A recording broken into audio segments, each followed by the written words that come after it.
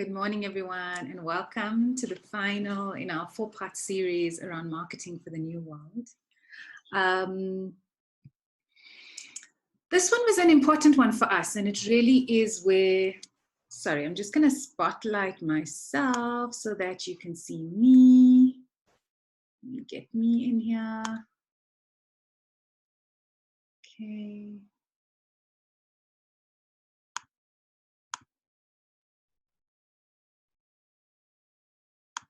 Give me a second.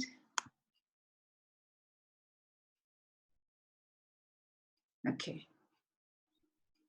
Just want to check in. Is everyone able to see me? Give me a thumbs up if you can. Or does everybody have Ajay on their screen? Okay, good. We're so excited to have you here with us. And for those of you who have journeyed with us from the start, it's a cool one for us to reach this point. So I'm going to jump right into it. Here we go. So for those of you who have journeyed with us, we started this lovely journey around really delving into you and having a nice deep look back into who you are and what makes you tick and where you want to be in the world. And I'm sure so many of us are having more and more of these conversations as the reality of the situation sets in, as in South Africa, we move into a different level of lockdown and have a reality check around whether or not our businesses can operate fully or not operate fully, and whether or not our businesses are relevant or not anymore. So truly having a check-in on our personal space in this new world that we are navigating and what we are able to bring into it. We shared a little bit around building out your personal brand.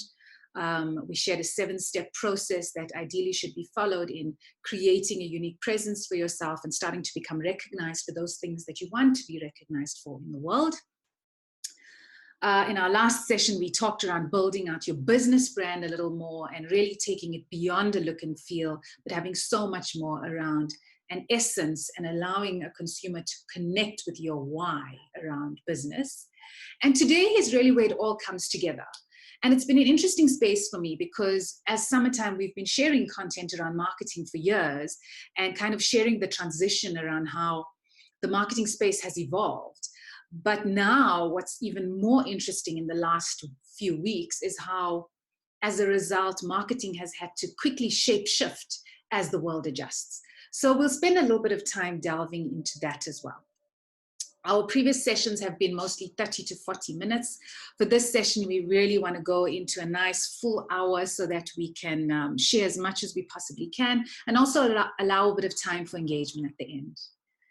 The American Marketing Association defines marketing as that body of work that we do to create customer interest, generate a strategy that underlies our sales techniques, business communication, and business development. It's really created to build strong customer relationships and create value. And I've kept this definition in this masterclass for a while because apart from kind of as entrepreneurs, as business owners, our minds kind of default into this very tactical way of rolling out marketing, as it should. Marketing is a tactical aspect of putting ourselves out there. But I love to start with this definition because it gives us the why around generating customer interest, and then having a reality check that this is the strategy that now drives all our activities going forward. So a really nice one to kind of sit with, and if you're already in business, to kind of audit your business against these activities.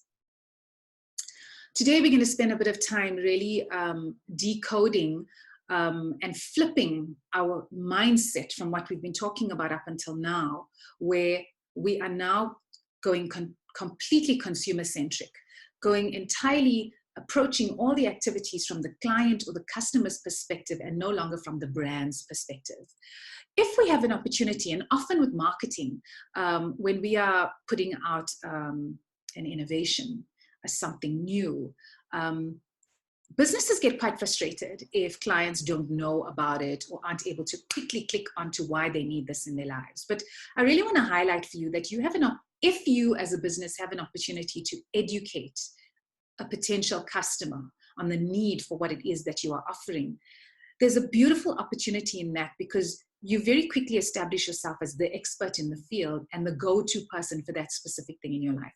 If you think about it, if you have a personal interest in your life around maybe something like photography or baking, whatever that may be, if it's pottery, if there was one person or organization that became the first to educate you in all those aspects around that, often that they start to own a unique space in your mind and almost become the authority or the go-to person for that. I'll never forget how, as the world of digital marketing and social media evolved, there was one specific person in my network who introduced me into the world of social media and sat with me and got me to start up my first ever Twitter account. And as a result, now, 10 years later, as that space evolves, she's still very much my go-to person. Every time something shifts or changes in the world of social media, and I have a question around, are hashtags still relevant? It was a silly question once of, can I even put a hyphen or an underscore in my account name? It's beautiful when you can claim that space in a customer's mind. Remember, our marketing activities is really that space where we want to start creating engagement with the customer. So we must create platforms that are allowing for a two-way communication space to happen. It's that body of work of really understanding what they need and finding out how we're giving it to them. An article shared the 3 primary functions of marketing. And this is where it really starts to, the space between marketing and sales starts to become merged. This world of branding, marketing, and sales really is a process that needs to be followed. So we've taken you on the initial aspect of developing a brand. Now we look at the body of work that is marketing. And traditionally, the marketing and sales functions were quite separate. And in the new world, what is happening is that the balance or the body of work that happens in marketing is overlapping a whole lot more into the sales space and into filling out that sales pipeline. So marketing is this work around lead generation, lead procurement. So how am I generating leads or creating interest for people who may potentially want to buy my product or service? The second function is around conversion or influence. So if someone has a degree of interest, what am I doing in my marketing activities to help convert them into now buying, paying, procuring the product or service that I'm selling? And then there is the relationship building or account development side, where once they have converted, how am I maintaining ongoing communications with them to further develop that relationship, to grow the size of what it is that I'm servicing them? Good. So I promised to share a little bit around the new marketing mix. And this is really where the evolution has happened. So if anyone in the world has done anything in the world of marketing, you would have started with this foundationary mix called the marketing mix. What you see in front of you on the screen talks about the 4 basic P's when putting any marketing work in place. And very logically, systematically, it makes sense. It is still relevant. So the first body of work you really want to do is around your product or service. Really decoding and understanding, what is it that I'm making? What is it that I'm creating? What is it that I want to sell to people? And why is it relevant for them? So does it come in many different colors? Does it come in many different sizes? Are there variations for a client to have? If it's a product if it's a service that I'm selling, how am I able to deliver this service in a different way compared to somebody else? What is everybody else doing in delivering this service? Can I combine a couple of things in services to potentially make packages that would add further value to a potential client versus what someone else may not have been doing? Then we go into the price, which is very closely then linked to the product or the service. How am I pricing my product or service? What different costing models am I using? And how does it differ to my competitors? So you really want to get a good reality check around how are competitors pricing? How do I feature against them? And how am I pricing in a different way? Apart from just a standard cost price, selling price, again, tied into that product offering, how am I combining products or services to offer a different pricing model, especially in times like this where everyone is seriously watching their pennies? Then we go into the third P, which is place. Place talks to distribution. And this is where and how am I making my product or service accessible to my potential market. And place has become a really interesting one now that our physical environment has changed so much. So if my product is normally distributed in a storefront, which retail storefronts are those that need to sell my product or service, and how do they resonate with my brand values? So am I selling a health-based product, and does the retail space where I'm selling it speaks aligned to the values around which I designed this product or service? So give some thought to the places, the different distribution places where your product or service is accessible. As an extension of that, place also speaks to the physical environments that you operate in. So a big discussion, a very different discussion prior to the last couple of weeks is, do I have office premises? Do I have a national footprint? And how is the business represented across provinces in a consistent way? Do I have a head office and national offices? How do those look? What sort of an environment do I bring people into when they want to engage with this business? So place has really evolved now that we are completely reliant, depending on the nature of your business, we've become more and more reliant on the digital places. So let's think about that. And I'm going to leave the last P, promotion, for the end, because it's interesting for me how every single time an entrepreneur engages with us as Summertime, their question is, please help me to market my business. That's the first request. And when I ask them, okay, that's cool. What are we marketing? What does marketing mean to you? How should we market your business? The natural assumption is to zone in just into this P, which is promotion. So I want to show you this evolution. So the new or the evolved marketing mix now talks about, in some models, 7 Ps, and in some models, 8 Ps. So where we still have product, place, price, and promotion, in the new world, the additional 4 Ps come in, which is people, process, productivity, and physical evidence. So let's go through them a bit. And when I'm talking through them, what I'd really like you to do is I'd like you to apply your mind to a product or service that has become a part of your life. So one that you procure on a regular basis, one that you buy that has become a part of an extension of your normal life. So what you'll find is that businesses are starting to naturally do this. So let's talk about people first. In the marketing mix, we really want to lift the veil on the internal processes of the business, the internal functionings of the business, and use it effectively to create unique positioning and marketing messaging for the business. So when we talk people, it's an interesting one, because when we look into a new product or service, it's almost natural for us to want to know who created this, why them, what did they bring to the party in the creation of this that nobody else did, and why should I be trusting that they are the right people who know how to do this for me than anybody else. So people becomes really, really, really important. And especially with the digital world now, where our consumers almost have an expectation of information, whether it's external or internal to the business, we almost have an obligation to start sharing this sort of content with people, with our potential clients. So from the people perspective, who are the brains behind creating this business? And why them? Why does it matter? And what do they bring to the party that's different compared to everybody else? So it's a unique one for me, because someone in my network probably about 8 years ago said to me, I would be keen to work with you, but why you? And it was a lovely one. It was such an agitating question for me to work through, because if you haven't given thought to this before, it can be quite jarring and it's quite personal. So it's a lovely opportunity, especially now during this time where there may be a little bit more time to really do the internal work around it, really start decoding the people. And then as an extension of that, what I've really started to see happening more in online spaces is we start revealing who our teams are to our audience and really use that with a marketing spin. This is our head of strategy. This is our head of creativity. This is our designer. This is our content creator. This is our social media community manager.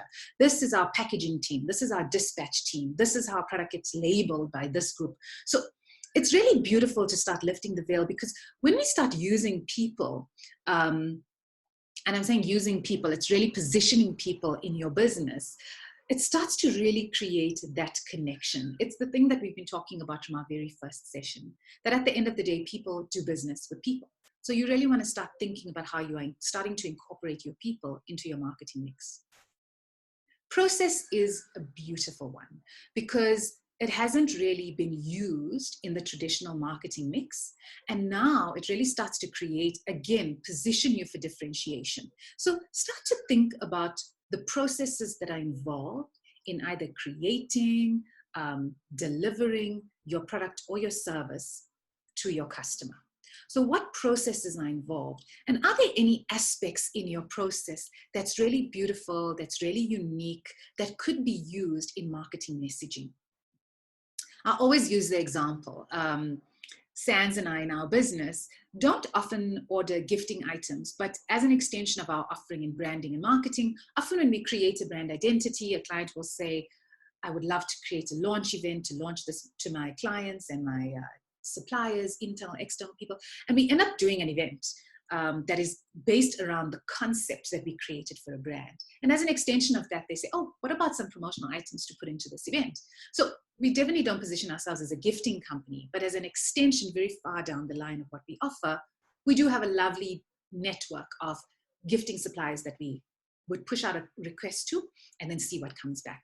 And it's so fascinating for me because there is one supplier who I have started using consistently in the last 12 to 18 months. And the reason I use them is because they've revealed their process to me. And it's done in the most subtle, minimal, clever way ever.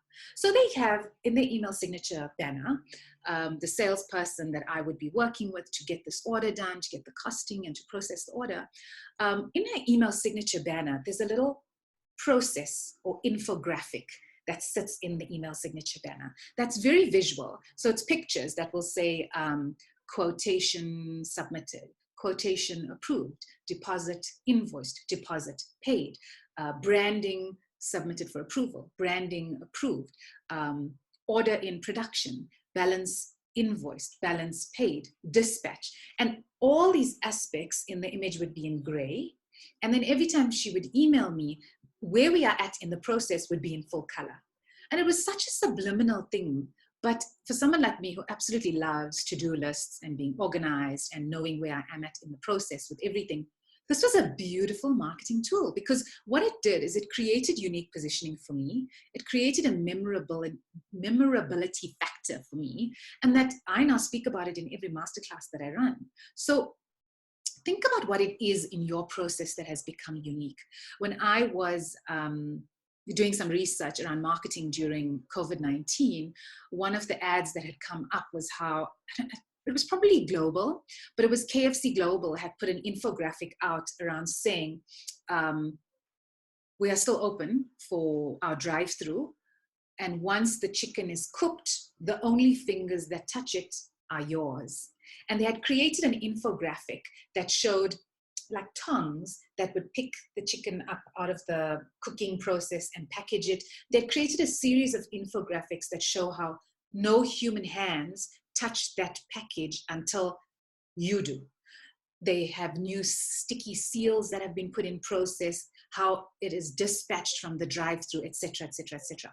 So just start thinking creatively around the processes in your business. For those of us who run service-based businesses, our processes have become pretty sleek, lean, and minimal, where we are using platforms like this to engage with clients to deliver services. So beyond saying that it's a Zoom webinar or a Skype webinar or a Microsoft Teams session, what else can be put into our process to show our clients how we are, number one, minimizing physical contact in delivering our service, but also number two, making it leaner so that it doesn't have to be as time consuming anymore. Think about that, and depending on the nature of your business, you may want to think about some other stuff as well. Good. Then let's go to productivity. Productivity usually in the marketing mix is called productivity and quality. So what are we using to measure productivity and quality in the business? And how are we using that in marketing messaging to create a sense of confidence, peace of mind for our potential client? So think about productivity aspects in your business. Some businesses may have actual software built in that shows them stats, that shows them figures, that gives them feedback around productivity increased by, actually there's someone in my network who runs a call center who shared with me that since the COVID-19 pandemic began and the call centers have been running remotely from people's homes, the productivity in his call center that had a call drop rate of 17%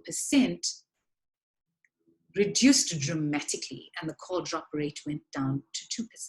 So that's some really beautiful information that could be shared in a marketing scenario to say, we are still here, we are still capacitated. In fact, productivity has increased. So ensure that when you call, we're here to deal with whatever query you have. The next P is physical evidence. So in physical evidence, this is where it becomes a tricky world right now. It's the actual tangible physical aspects of your business that will create memorability, lastingness, and stickiness in a client's mind. So what in your marketing mix lends itself to physical evidence? So this is where traditionally product-based businesses want to talk about things like their packaging, their labeling, their delivery mechanism, the box that now arrives at your home. What physical evidence am I creating from a marketing perspective that a potential client engages with that could make me stand out? In a service-based business, when we talk about physical evidence, it's usually, is there a document that's signed? Is there proof that this particular service was delivered? In our specific area, there is a strategy that we develop, whether we're working with a client on a brand strategy or a marketing strategy. Even though it's delivered in a virtual space, the file becomes the physical evidence to say that the product or service was delivered. And how does a brand strategy or a marketing strategy put together by Summertime differ from one that's put together by anybody else? So what uniqueness am I creating in there? And then the last P that I wanted to specifically chat about now is the promotion aspect. So I want to bring to your attention that if we have done the work that we needed to do in all the other aspects in the marketing mix, if we've done it properly, once we get to the promotion aspect, that informs all our marketing activities really well. So we're not kind of doing a thumb suck idea of, oh, I think people need to hear now about how we're washing our hands for 20 seconds before making this product for you. No, if we understand deeply how our processes work, our productivity works, our places, our people, our pricing, our product, all of that, if we've done all the work in decoding that, once we decide on a promotional message, it's informed by that. So promotion really talks to every aspect of putting yourself out there. So whether it is advertising above the line, below the line, whether it is digital marketing, whether it is traditional advertising, whether it is in-person advertising, whether it is activations, etc., all of that now sits under the promotion P of the marketing mix. That can be quite wide, quite diverse, and again, it will vary depending on the nature of your business and your target market. So you really need to be thinking about where your potential target market lies, where they play, where they work, how they play, how they work, how they consume information, and then make sure that you are putting yourself in those spaces so they get to see you. Good. So I wanted to tie up this marketing section by just reminding us around the difference between branding and marketing, because that was the session we kind of came in from before this. So the branding really talks to the how the why. The branding talks to the why. Why do you exist? Why is there a need for your product or service in the marketplace? And the marketing talks to the how. Again, it's tactical.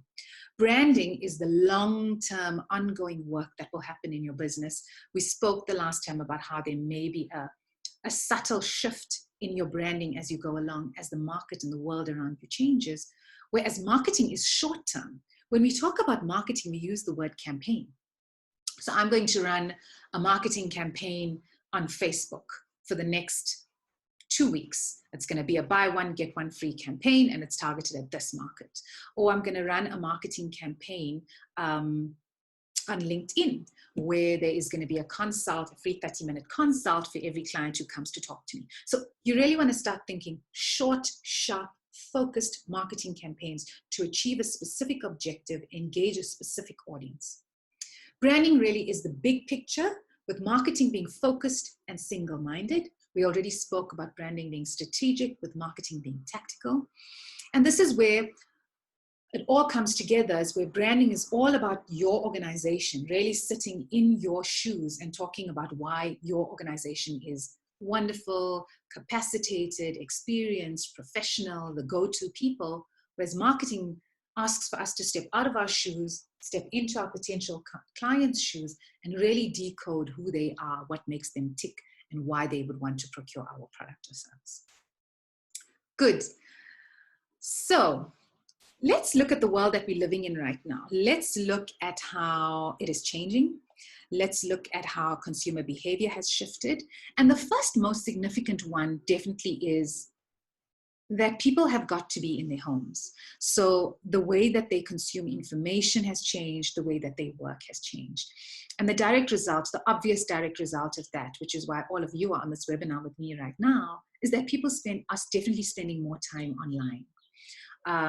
In terms of a product space, we really need to be thinking about how we are, if our product is still relevant to the market, if there's still a need for our product, how are we getting our product into our consumers' hands where they are at, without asking for them to come to our retail spaces. So how are we tapping into this home delivery space and able to get our product to them? And then as the consumer spending declines, I mean, there's definite evidence showing how consumer spending is declining. People are certainly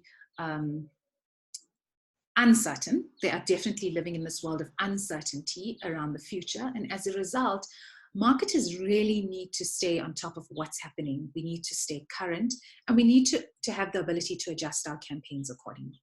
I'm going to talk a little bit more to that. In terms of how marketing will need to shift, this chameleon really says it all, is that because things are changing on a daily basis, depending on which industry you operate in. I was having a chat with someone yesterday in the medical world, and they were saying to me how policy is changing on a daily basis, the way that they are doing, having to bring in new people to capacitate properly and having to do ongoing training, how that is changing all the time. And as a result, as marketers, now more than ever, we need to get comfortable with the discomfort of adapting. We need to be able to be shapeshifters and adapt as the market changes and meet our potential client where they are at. This ability to adapt is going to be our success in continuing to drive good marketing strategies and ensure that we are still in front of our clients. This one talks about, it's so beautiful because all we need to do is just look at how we have been living. Personally, you as a being, how have you been living for the past 3, 4, 5, 6 weeks?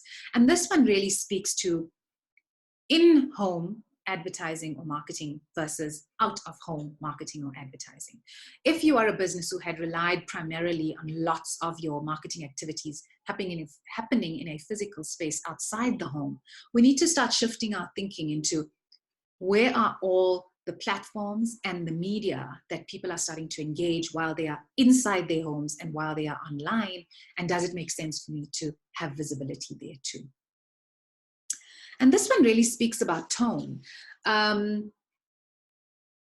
There's a lot happening. There's a lot of people putting a lot of content out there at the moment. And there's definitely something that happens because, I mean, we're all going through a deeply personal shift at the moment while the world goes through a shared global shift. So we really need to start thinking about and watching the tone with which we communicate. The word compassion comes to mind. For brands that maybe have always had a tone that is a lot more light and frivolous and fun and playful and jovial and joking, how are we bringing it down to earth so that our potential client or consumer still feels like I have a reality check on what's going on in the world and I'm still committed to connecting with you around it? Good. One of the articles that I read suggested a bit of this feedback around what's happening in terms of media spaces. And again, take this with a pinch of salt, but I wanted to share it with you because if this doesn't apply to your industry, this is where I would love for you to start thinking aligned to your industry. So because the way that people engage with traditional marketing has changed, in looking at the advertising medium, I'm in my home and people are consuming a lot more television. So whether that is in streaming platforms or whether that is in live television, think about whether there's space for you to put yourself in front of it. Realistically, there's definitely been an upsurgence in people consuming news channels. I know there's definitely been messaging to say to people, in order to cope better, stop watching as much news. But there have been radical shifts happening regularly, which even if you are not watching the news on a daily basis, it pulls you back into a space once a week, twice a week, or every time the president decides to speak, for example, where we do get pulled into a news world. So if it is on television channels and if it is in the news world, the traffic has definitely increased in that space. And is it something that you potentially want to look into from a marketing perspective? Radio consumption is an interesting one because traditionally radio had most of its listenership happening when people were in their cars driving to and from work. Those morning shows and those afternoon shows really had spikes in listenership because that was where people would engage there. Now, if people are not driving to and from work, is radio still a place that you want to be playing in? If it's a different, entirely lifestyle-based show that your product or service is relevant for and speaks to, then do the research around how the listenership has shifted or changed in the space of this lockdown and this period. And is that something that you potentially still want to have visibility in? In terms of physical marketing media, things like billboards, flyers, newspapers, print ads, there's definitely been a decline in consumption around that because people are not physically traveling in ways that they would to for social reasons or for work reasons. Traveling is minimized to just needing to go and get your groceries and get back home. Things like billboards may not necessarily be relevant. Having said that, if there are specific routes where there are street pole ads or billboards that lead to the one major shopping center in a specific area, and if it's still relevant for you to advertise in those media, then look into it. Look into how the stats have shifted in those spaces, and if it would be worthwhile for you to have street pole advertising, for example, going up to the most popular mall in an area, but ensuring that that's the right medium and ensuring that the messaging that you're putting out there is the right tone and content to get to what it is that you want your consumer to know. As I said, in the print space, flyers are not working anymore. Newspaper may have a shift, again, aligned to news consumption. News consumption has turned a lot into the streaming and the live space, so people do want live information. If the stats was something at 5 p.m. yesterday and the newspaper was published this morning, by 11 o'clock I can go live into a platform and see that the newspaper stats are actually not relevant anymore because they're shifting in real time online. And the same applies for print ads. Are people consuming things like newspapers, magazines, etc., local community-related newspaper publications? Are people consuming that, and is it still relevant for us to put print ads in there? Do the research and let's take it from there. In doing some reading again, lovely articles that I had read, and there was so much. There's actually such a lot of content out there at the moment around marketing during COVID-19, marketing during the pandemic. And I read quite a lot of it in putting this content together for you today and just distilled it down to the next 2 slides, which resonated for me and also was validated by what we've been watching happening in the marketplace. So I thought to share it with you, and I really want you to take it in with a full understanding again about what your product or service is, who your target market is, and how you could potentially reach them. So if you had a really good activity around marketing in place prior to the pandemic, what you do want to do is look into those campaigns again. If you've had campaigns running, if you have things that are scheduled that need to still run, you really want to have a reality check in looking into that and seeing if it is still relevant.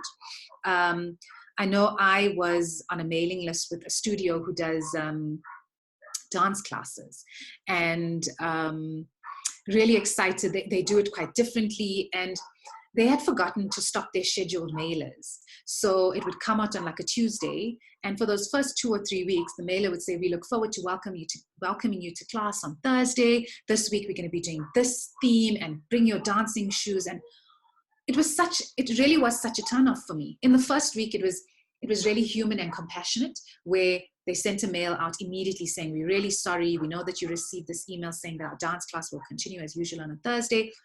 However, that was scheduled content, and please forgive us. We've rectified it and put a stop to it going forward. We are taking our dance classes online, and please join us on Saturday night, blah, blah, blah. So they had a quick fix in place. But what happened was, in week 2 and week 3, the same email came out. So that really started to, it's not even a conscious thing that happens. It's almost an unconscious and subconscious thing that happens in the mind that says, well, does this brand really even care? Are they actually paying attention? Like, go into the nitty-gritties. So if you've got scheduled stuff, just go and re-look at it and see whether it's still relevant or not, and make the necessary adjustments. And that really ties into point 2. Evaluate your imagery and your language. So we are living in a new world. We are living in a different world. So imagery of people in big crowds, holding hands, hugging, high-fiving, is actually not going to work in the world that we live in, because it may sound like a really superficial thing, but actually it's really deep and it's really important. Because if I'm looking at imagery that says, go into this kumbaya space where we hug each other and work on this thing together, it's naturally creating a disconnect for me in my mind between me and that brand or that business. It's like, you don't even know, sometimes it may not even be conscious, you just get a feeling of, that's not going to work for me. You don't even know why you get that feeling, but it's there. That's not going to work for me. I don't want to do that. So really go back in, evaluate the type of imagery you are using, and evaluate the type of language that you are using. And this is where I touched on it a little bit earlier, to say, you do want to use a lot more compassionate language. You do want to use a lot more really coming down to earth at a human level and connecting. So think about that. The next one should really be obvious. Don't capitalize on the crisis. So the last thing we ever want to see is a message going, click here today, hot COVID-19 special, 20% off for the next 24 hours. I mean, just saying it feels so wrong. So just make sure, I mean, they especially from an entrepreneurship perspective, there has been a lot of panic, and there's almost like this knee-jerk reaction to say, how can I go out into the market and say, I'm still here and I'm still relevant and I can help you? And because I understand that it's a challenging time for you, I'm going to give you a preferential rate. Think about the tone in which you're doing that. Think about how you are doing that. Think about positioning it right so it doesn't come across as a hard sell that is capitalizing on the crisis. The next one, there's again it ties into tone. So there's a lot of negativity, a feeling of doomsday, a feeling of restlessness and exhaustion around being in lockdown. So we definitely don't want to go on that negative bandwagon. And there is almost a natural need to want to help people to keep their spirits up, to stay positive, to feel like they are still contributing, there's still a reason to engage, there's still a reason to continue. So ensure that that positivity is still there, but don't push that positivity so far that it comes across as insincere or disconnected from the reality of what's happening. So don't be ignorant, but try to still keep a positive tone in your marketing campaigns. And then you really sincerely do want to highlight how your brand can help. So if your product or service is one that lends itself specifically into the COVID-19 crisis and how, and there's something that can be used to help in that, then that's an obvious one that you do want to kind of communicate the benefits to it. If you sell a product or service that is completely unrelated to COVID-19 and that there is no way in the world that you can think of a spin on it to make it relevant in this space, then maybe you want to start just sharing general pick-me-up, positive, uplifting. Again, don't do this from a space that positions you as the barefoot, happy hippie, having a completely unrealistic view of what's happening in the world, but maybe look into how you can share potentially helpful information, if not inspiring or motivational information. And again, if this hasn't been the tone of your brand or your business to date, don't go the whole hog and 5 posts a week, 1 a day, saying how you need a positive mindset and how you need meditation and how you need to breathe and it's all going to be okay. Don't go that way. Just start to subtly start introducing content around how you could potentially help, how your mindset could shift, general information that could be helpful for you during lockdown, etc., etc. 5 ways. The next one that I touched on, which was really nice for me again, was it's an obvious one. It's an obvious one that because we are indoors much, because as a result of being indoors more, we are on digital platforms more. Ideally, you really want to start delving into digital marketing. You really want to start, if it's a space that you haven't been in already, just start to decode what is digital marketing for yourself. How does it lend itself into your product or service? How is it being utilized in your industry as a whole? Have you been left behind, or has the industry not caught into it and actually you have a potential to be first or differentiate in it?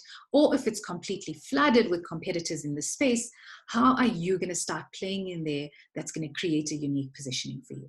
So the 10 digital marketing ideas.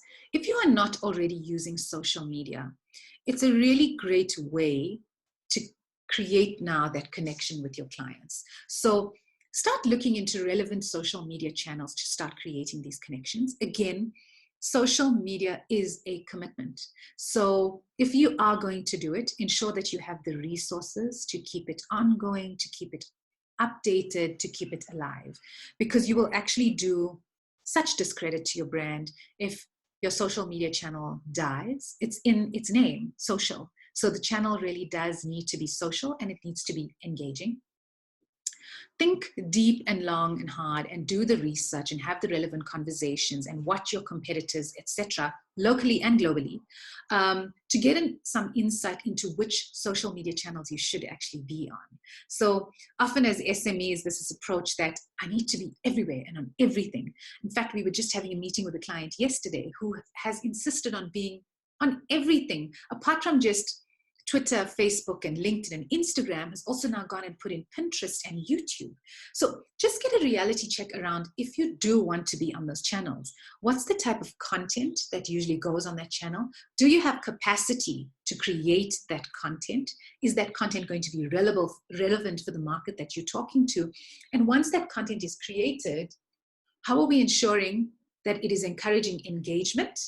Because that's the real purpose of doing social media. I really want someone to engage with my content. And then, do I have capacity to manage and ensure that that engagement is taken care of? And then the last part, which always gets left out, is am I doing the necessary monitoring and reporting to ensure that I'm looking at my social media activity on a regular basis, I'm looking at what's effective, what's not effective, and how I can shift and change it on a daily, weekly, monthly basis to ensure that I'm engaging the right audience on it. The basics around just ensuring that you are visible and findable online, because everyone is now shifting to trying to do everything that they need to get done online. The basic is that you want to make sure that you are findable, that you are Googleable, that you have basic presence online. And I have this discussion in my physical masterclasses often where I say, irrespective of what business it is that you're running, you should have a basic website. I still stand firm on that.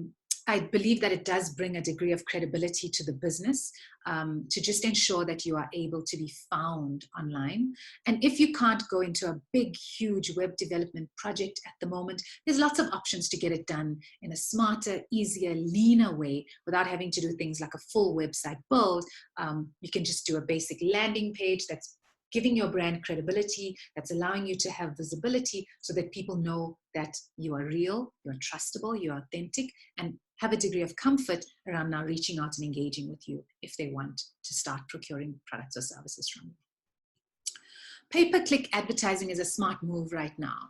Pay-per-click advertising is really things like your Google AdWords, where if people are now going to look for products or services online, are we ensuring that we are ranking high on Google search so that people can find us? So this is a whole different world, and this talks to what is called, and you'll see the acronym coming up further down, SEO, which is search engine optimization. And basically that means if we are choosing as a brand or a business to have presence online, what am I building into my digital content to ensure that when people search for a product or service related to what I do, that I come up high on the search platform. So there is organic search engine optimization and there is paid. So organic SEO really has to do with ensuring that the content that you are creating on your website and your other digital platforms is not static. What does static mean? I didn't create one website 10 years ago and it's still sitting there flat like it was 10 years ago. There is an evolution, a constant evolution, upgrading, sharing of information, of content on those platforms that allows Google to say, oh, look, this is a dynamic website. It's not just sitting there dead. They're sharing relevant stuff. They're sharing relevant content. So that organic SEO can get quite complex. So you may want to do a little bit of reading and learning if it's something that you want to take care of on your own. Otherwise, you want to reach out to an agency who could help you with SEO on an ongoing basis. So it can become as complex as looking at things like your SEO on a monthly basis to ensure that the right keywords are built into your website so that it ranks higher and your other digital platforms. And then it leads into things like PayPerClick, where apart from my platforms like my website and my social media platforms, am I then doing online banner advertising on related or associated websites that could drive traffic in to procure my product or service? It becomes a little bit more complex. I wanted to just give you a brief intro in today's webinar so you can start thinking about it. And that kind of lends itself into the next point that says, stay ahead or jump in front of your competition. And this point really speaks to the fact that because there's been such almost a panic reaction from the world around this pandemic, it was almost paralyzing at the start to say, whoa, what is actually going on? Am I going to survive? Are my clients still going to be there? What is going to happen? Am I still relevant? There was almost a panic reaction at the start where people kind of just paused, which is fine. On a human level, we all really did need to pause and take a breath and just ground ourselves in the reality of what's actually happening. But where we are starting to now shift into different levels of lockdown across the world, shift into different levels of starting to reintegrate into society, whatever that may be in your part of the world. We really want to start to stay ahead of everybody else now, where everyone may have stopped their things like their SEO and their pay-per-click. You want to start looking at how you can use that to get in front of your competition by ensuring that you don't take your foot off the pedal, that you do continue with these activities to ensure that you rank higher and higher and higher. If your product or service has specific relevance post the pandemic, prepare for a bounce back, prepare for a potential surge in product or services. I know for us, we certainly had to have our minds wrap around the reality that a lot of our clients are now starting to audit and assess their digital presence online. So there has definitely been more engagement in our business, and it definitely has shifted away from a lot of that core brand development aspect, but more into, hey, my business needs to be more visible online. What is digital marketing? How can you help me to make myself more visible online? What do I need to start doing? Where do I need to play on social media? How do I reignite my Facebook page, for example? So we've definitely had a bit of a surge in inquiries and engagement with our clients. Think about the nature of your business and how are you prepping for a potential surge? This unique circumstance may have also provided an opportunity for a unique offer to your clients. So what is that? What is that? There's a lovely entrepreneur in our network, and she is a business coach. Apart from running all sorts of entrepreneurial development programs, she's a business coach. So true to kind of what she wants to do and wants to continue doing during this time, she put an offer out in the last week on LinkedIn to say, I know that SMEs, many of you are struggling. Her offer was, I'll do a free 30-minute coaching session with 30 people as I reach my 30th year and whatever. So think about what that special offer may be for your business. A lot of emphasis has been placed on local spaces. So whereas we may have gone into a large retailer to get things like our basic essentials, we are now engaging far tighter our local resources for things like, for example, basic groceries. Am I engaging a smaller local business now to have my fruit and veggies delivered to my home? more than I would want to actually get into my car and drive out to a big retailer. So if something like that is relevant for your business, how are you taking care of your local SEO to engage physically within a geographical area of you, a local market? If there's a need for your business to change, if you cannot see any relevance for your business to function in its existing model for the next 6, 12, or 18 months, and there's a need for you to change or pivot, be prepared for that. And remember to bring your clients along with you in that pivot. Very important. Keep them informed, explain to them why, and show them how it's still relevant for a new market, etc. We spoke about this a little bit. Don't fall victim to a panic move. Don't fall victim to a panic move. So whatever that may mean for your business or your industry, take a breath, have a reality check, do the research before acting quickly on things. And then lastly, there's a digital to-do list. I know even me personally, I've had a digital to-do list sitting there for ages around things that I need to clean up and sort out in my personal profile. And then Sands and I have had that for summertime. And it's a really great time to start to look at that to-do list and start ticking off the basics that you need to get done to ensure your online presence is taken care of and that you're feeling confident that it's accurately reflecting what you do, that it's accurately sharing opportunities for people to engage, and that it's sharing compelling marketing ideas and campaigns to tie into your business sustainability and longevity. So I'm watching the time and I wanted to leave us a few minutes to have a chat.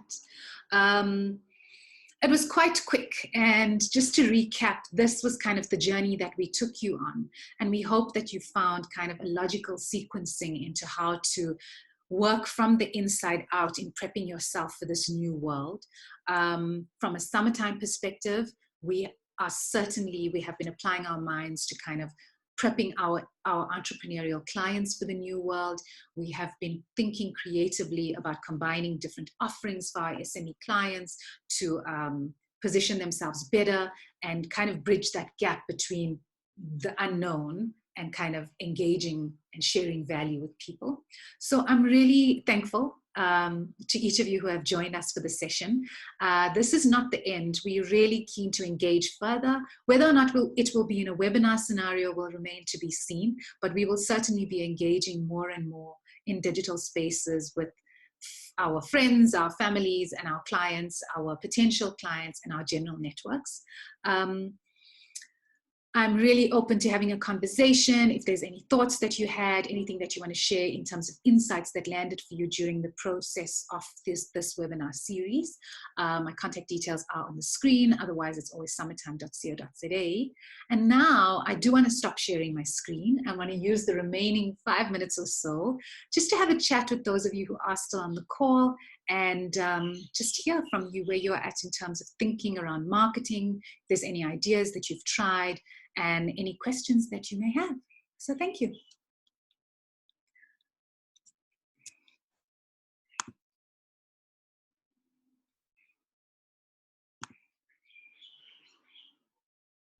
Good. So 5 minutes left.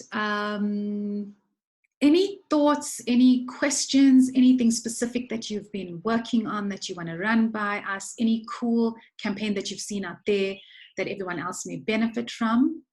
Nikki, thanks for your note. So wonderful to have you on the webinar. I'm glad that you found it useful. Yes, anyone else may have something to share or ask?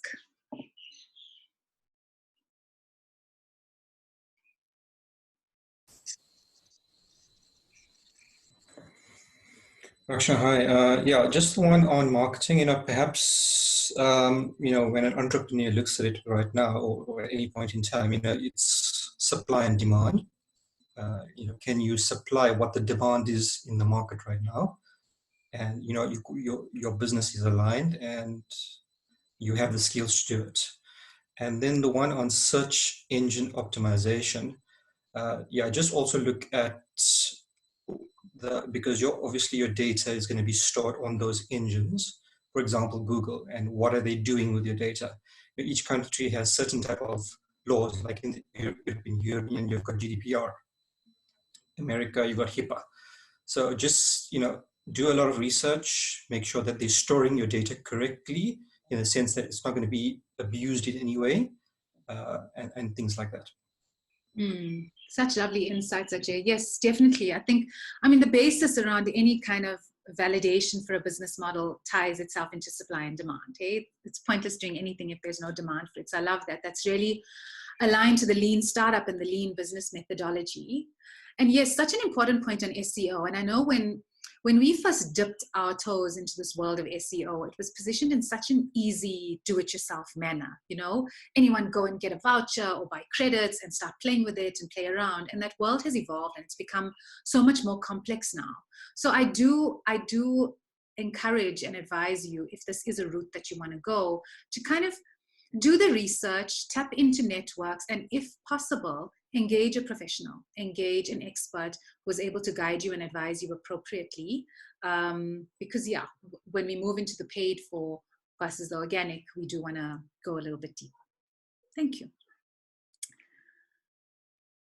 If we don't have any more questions, I'm going to end the call and say, yeah, thank you so much. It's been really great engaging with you. Yeah, Summertime looks forward to engaging with you again in whatever capacity, and just really, since from a place of absolute sincerity, wishing you all the best as you go forward, whether as a working professional, whether as an entrepreneur, whether as a survival entrepreneur who has had to now look into starting something just to ensure sustainability. Sincerely wishing you well in whatever you do, and please stay in touch with us, reach out, share links with us to your different platforms as you go out there and reach next level. And thank you so much. So take care.